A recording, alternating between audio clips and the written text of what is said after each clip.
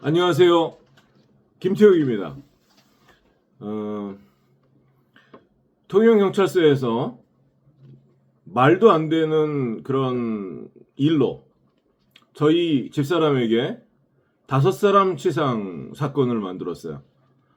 여기 약식 명령을 받았는데 약식 명령에 300만 원 벌금이 나왔고요. 4사람을 치상 피해를 줬다고 그래요. 이건 말도 안 되는 거짓말이고 어제 제가 진단서를 공개했듯이 허위입니다. 견적서도 허위입니다. 네. 그래서 이 약식 명령, 이 공문서도 허위예요. 체포영장도 허위입니다. 이렇게 말도 안 되는 사건을 만들어서 얼마나 해먹었는지 모르지만 제가 이 자리에 쓴 것은 국민 여러분들이 아셔야 되기 때문입니다. 저는 제 개인적인 손익계산을 한다면 이거 300만 원 내고 끝나는 게 낫겠어요.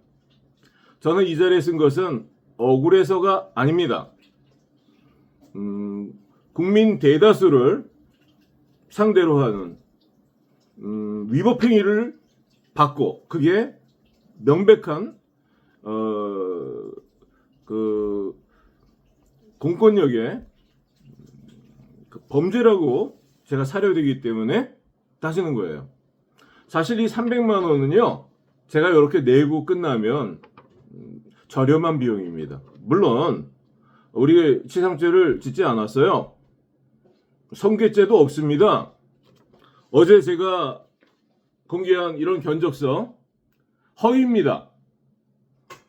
1월달 사고를 10월달 사고로 이렇게 제출했고 통영경찰서 다 알았고 통영지청에서도 알았다고 생각합니다. 그리고 이런 허위 문서, 이런 사기 문서, 이런 거를 근거로 해서 국민을 체포하고 구금했어요. 그리고 그걸 따지니까 저에게 또 대구 서부지청에서 구공판을 걸어놨어요. 통영지청에 또 저를 구공판을 걸어놨어요. 무고죄, 명예훼손. 이거 사기 아닙니까? 공권력의 범죄 아닙니까? 그것을 범죄가 사료되는 국민이 형사소송법 234조에 의거해서 범죄가 사료됨이 있기 때문에 이렇게 고발을 한 것인데 고발도 받아주지 않고 고발장 고소장을 아무리 제출해도 통영지청과 통영경찰서에서 단 한 번도 조사해 주지 않고 1년 이상을 끌다가 제가 제출한 그 국가를 상대로 제출한 재판 청구권을 그거를 그냥 조사 한 번 없이 내가 제출한 자료를 조사 한 번 없이 그 자료를 그대로 써서 저를 무고로 걸었습니다. 누가? 통영경찰서 6사람이 저를 무고로 걸었어요. 명예훼손으로 걸었습니다. 도둑놈이라고 할 때 그럼 뭐라고 부릅니까? 저희 집에 물건을 가지고 그냥 뻔뻔스럽게 자기 물건이라고 우기면서 집 밖으로 나가는 도둑 선생님을 존경하는 선생님 이렇게 불러야 됩니까? 아니면 사람들 앞에 도둑이야! 그래야 됩니까? 네, 저는 도둑이야 그래야지 맞다고 생각해요. 그래야지 주위에 있는 분들이 인지하고 그 도둑을 잡을 거 아닙니까? 그래야지 다른 집에서도 피해를 받지 않을 것 아니겠습니까? 그래서 저는 통영경찰서가 보험 사기도 쳤고 운전자 바꿔치기도 명명백백한 운전자 바꿔치기도 수사서류에 있음에도 불구하고 그거 덮고 범인 도피도 시켰고 일반 사기죄도 있고 이거 뭐 따지다 보면 너무 엄청나요. 허위 공문서도 있고 이런 죄가 없는 국민을 체포 구금했고, 참 이런 어마어마한 일들을 지금 행하고 있는데 이게 저 혼자에게 행한 일이 아니라고 생각합니다. 이 일들이 너무 광범위하게 일어나고 있기 때문에 사실 처벌할 수도 없는 거라고 저는 사료됩니다. 그 일들을 너무 많이 했기 때문에 그 일들에 아랫사람 윗사람들이 다 연관돼 있기 때문에 이런 것들을 신문에 낸다든지 이런 것들을 공론화해서 사과를 한다든지 그러면 그 파장이 너무 크기 때문에 못하는 것이라고 생각됩니다. 참 우리나라 곳곳이 썩어 있지만 수사기관이 이렇게 썩어서 이거 살인 피해를 당했는데 살인자로 뒤집어 쓸 수 있는 거죠. 이런 식으로 하면. 저를 이 허위 사문서를 제출한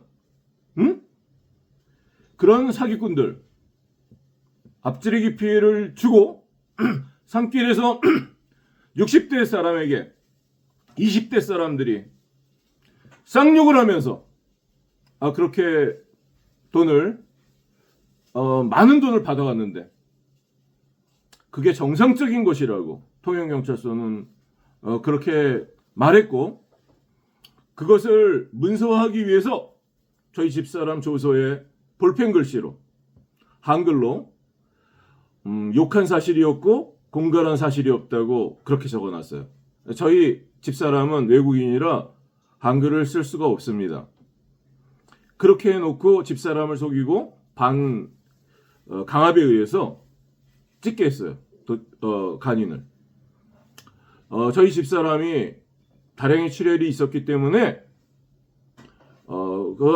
그런 사람을 의자에 5시간, 7시간 이렇게 앉혀두고 만약에 여기 찍지 않으면 구속을 시켜서 계속 감옥에 가두겠다고. 그랬지 않습니까?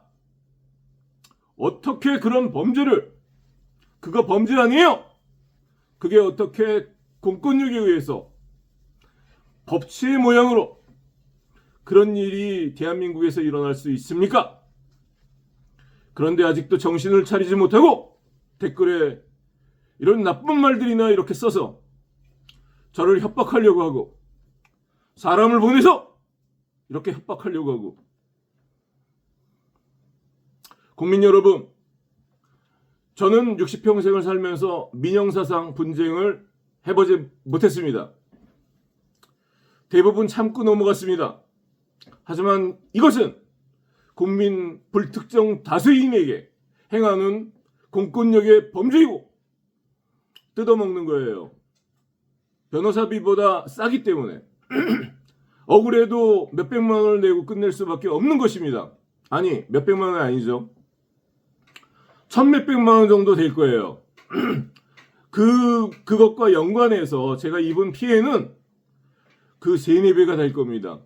제가 1년 동안, 2년 동안 지금 일 못하고 있는 거, 저도 일하면 소득이 높은 사람이에요. 그것을 계산을 하면 거기 천몇백 원, 2천만 원 이하의 이런 약식 재판으로 나온 벌금이랑 제가 그 공갈한 사람들한테 내줬던 그런 금전, 그리고 뭐 왔다 갔다 하는 여러 가지 교통비나 경비, 또 이렇게 법률 비용이라든지 이런 거, 이거 말할 수 없어요. 그래도 제가 이렇게 국민들 앞에 선 이유는 국민들이 이거 보셔야 되고 이런 피해 당하시면 안 되고요. 또 이렇게 공권력을 국민이 위임한 공권력을 가지고 그것을 사욕을 채우는 도구로 삼아서 돈을 벌고 해먹는, 국민이 내는 세금으로 월급을 받으면서 그것으로 범죄의 그 시간들을 사용하면서 이만큼 허위공문서를 작성해서 그걸로 올가미를 씌워서 법적인 대응력이 없는 개개인 시민들을 이렇게 괴롭히고 약탈하는 그런 행태가 이 세상에 알려져야 된다고 생각합니다. 저는 그런 분명한 공익 목적이 있습니다. 300만 원을 내고 끝날 수 있지만 제가 거기에 수십 배의 대가를 지불하면서 또 협박도 받아가면서 독극물로 죽이세요. 당신들이 협박했던 식으로 해킹하세요. 마음대로 하세요. 네, 어제 그 외교부 앞에 그 동영상 밑에 있는 댓글을 봤습니다. 한 분께서 이런 댓글을 보내주셨어요. 이분이 혼자로 보여도 수많은 국민이 보고 있고 함께하고 있습니다. 시민 여러분, 저는 억울해서 이 자리에 선 것이 아닙니다. 그리고 외롭지 않습니다. 시민 여러분과 함께하고 있습니다.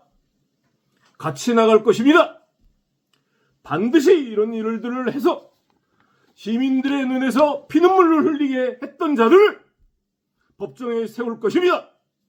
이들 반드시 처벌받을 것입니다. 이런 문서를 만들어서 국민들을 착취하는 너희들을 반드시 국민들이 대한민국의 법치의 이름으로, 국민의 이름으로 심판할 것이다. 감사합니다.